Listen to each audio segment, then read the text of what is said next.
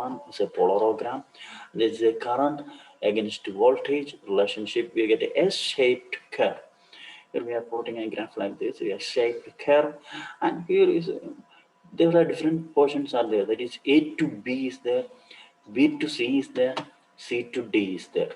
And what is A to B is known as residual current, and B to C is known as B to C is known as a or is diffusion current, or C to D is known as a limiting current. And this portion B and the KT and that particular potential is known as decomposition potential.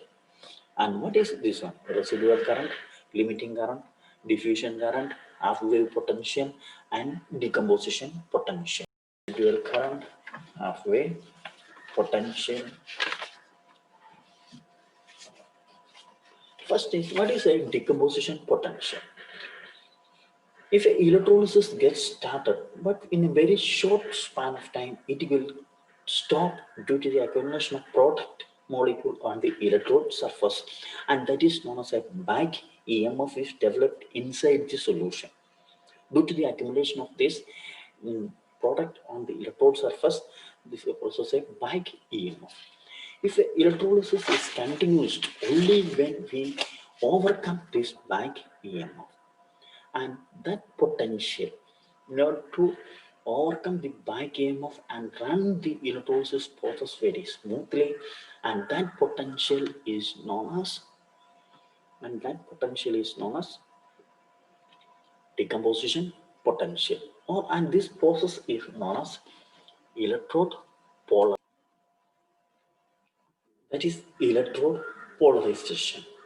And to overcome the polarization, an external potential should be increased and a minimum voltage required for continuous electrolysis, and that voltage is known as decomposition potential or discharge.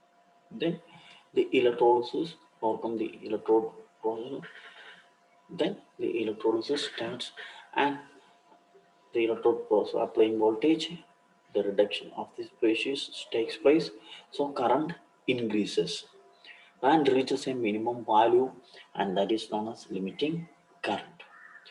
And difference between the residual current and limiting current is known as diffusion current. And the halfway potential, the potential at which the current reaches the half of its limiting value, and that is known as halfway potential. And that is known as a Polarogram.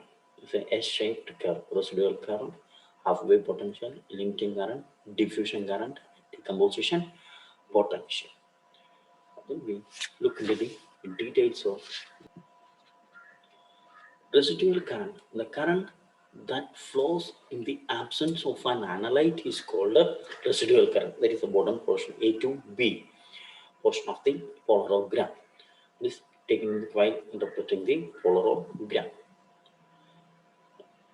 Two Faraday current and charging current due to the oxidation or reduction of the trace impurities. What are the reasons for this residual current?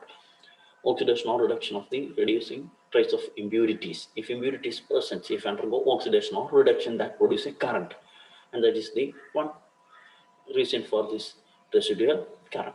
A charging current is the current needed to charge or discharge the capacitor formed by the electrode surface to solution interfaces. This is called condenser current or charging current.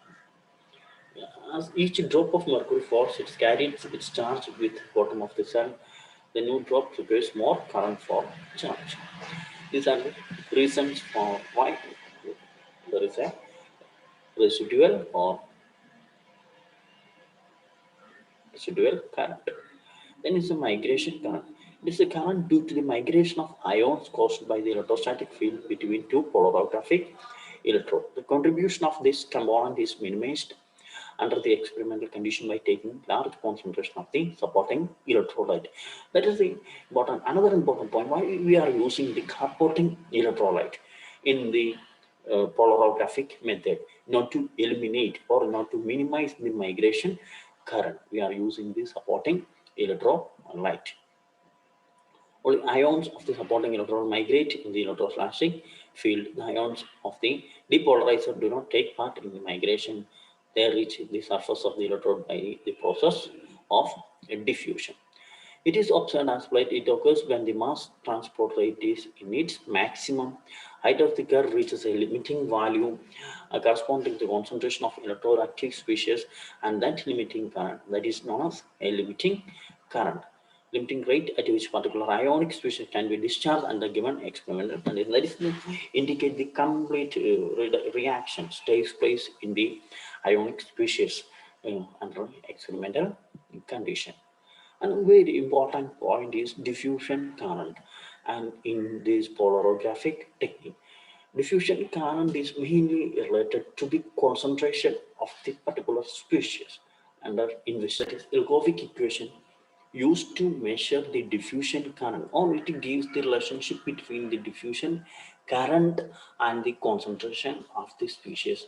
That is ID is equal to 607 n d raised to 1 by 2 n 2 by 3 t raised to 1 by 6 into c, where ID is the average diffusion current in microampere, more that much microampere. N is the number of electrons, and T is the drop time, T raised to 1 by 6. D is the diffusion coefficient of the analyte in centimeter square per second.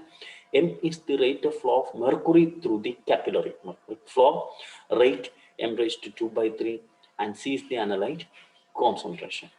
And that is the relationship between this ID, diffusion current, and the concentration of the solution, where the terms this m raised to 2 by 3 and t raised to 1 by 6 are dependent on the character and size of the capillary. Terms n, c, and d raised to 1 by 2 are determined by the properties of the solution. From this one, we can able to find the nature, concentration, and properties of the solution, and that is the importance of this Ilkovic equation. D is a measure of rate at which given species diffuses through the unit concentration gradient. T is the temperature. It is temperature dependent. Advantages of mercury is a lot of advantages are there. So that's why this polarographic technique is widely used for determining the concentration of the traces of impurity. That is, surface area is reproducible with any given capillary. Its advantage: electrode surface is constantly renewed. Surface poisoning effect minimized. It's another advantage. Mercury form amalgam with many metals and therefore lowering their reduction potential value. So compared to the normal electrolysis process, decreasing their tendency to dissolve. It limits the contamination and poisoning of the electrode surface. Many metals are reversible, reduced to amalgam, that is CD2 plus 2 electron gives mercury, cadmium amalgam. H2 has high over voltage at a mercuric electrode. These are the advantages of this dropping mercury electrode. Short form mercury is easily oxidized. Disadvantage: tend to malfunction at the results clocking. Mercury is toxic. That is the disadvantage of this dropping mercury. Next is half-wave potential. From the polarograph, another important thing is half-wave potential. The potential at which current is equal to one half of the limiting current, and that is known as a half-wave potential. And it is the characteristic of the species being discharged, and it is independent of the concentration. The concentration is related to the diffusion current, and that is the half-wave potential. And another polarography methods like pulse polarography, square wave polarography, increase the sensitivity, enhance parity current, lower diffraction current. And wide application of this polarography is inorganic analysis of traces light and zinc, cadmium, analysis of anions as chromate, iodide, analysis of carbonate, peroxide, and nitron, also and biochemical analysis. That is all about